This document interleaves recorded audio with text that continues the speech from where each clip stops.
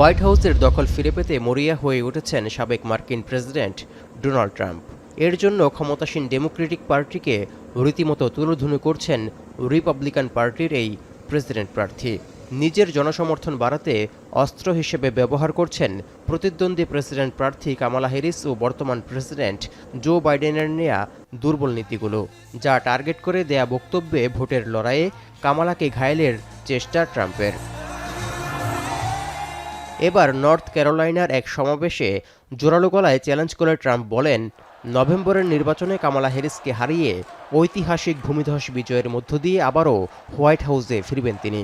We're going to defeat Kamala Harris. We're going to win back the White House in a historic landslide, and we're going to take back our country. We're going to take it back.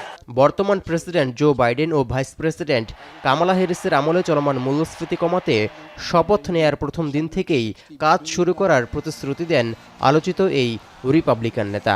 এমনকি তার নেতৃত্বে যাবতীয় জ্বালানি শক্তি ও বিদ্যুতের দাম অর্ধেক কমিয়ে আনার আশ্বাস দেন। এছাড়া অভিবাসী অপরাধ বন্ধের পাশাপাশি সামাজিক নিরাপত্তা নিশ্চিতে এবং সামরিক বাহিনীকে আরও শক্তিশালী করার প্রত্যয় ব্যক্ত করেন Trump. Together we will deliver low taxes, low regulations, low energy costs, low interest rates, low inflation, so that everyone can afford groceries, a car, and a home. Common sense.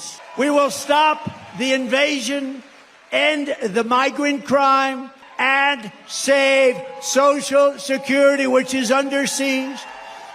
We will strengthen our military, build a missile defense shield. নির্বাচনী লড়াইয়ে ট্রাম্পের এসব কৌশল ভেস্তে দিতে মার্কিন অর্থনীতি নিয়ে কথা বললেন প্রেসিডেন্ট জো বাইডেন। তার দল ডেমোক্রেটিক পার্টি থেকে এবারের মনোনীত প্রেসিডেন্ট প্রার্থী কামালার পথ সুগম করতেই বিষয়টিকে সামনে আনলেন তিনি। সাংবাদিকদের প্রশ্নের জবাবে তিনি বলেন, তার নেয়া নীতিতে কোনো ভুল নেই। ইতিমধ্যেই 3 বছরের মধ্যে প্রথমবারের মতো জুলাই মাসে মূল্যস্ফীতির হার 3% নিচে নেমে এসেছে। এতে করে সুদের হারও কমে আসবে।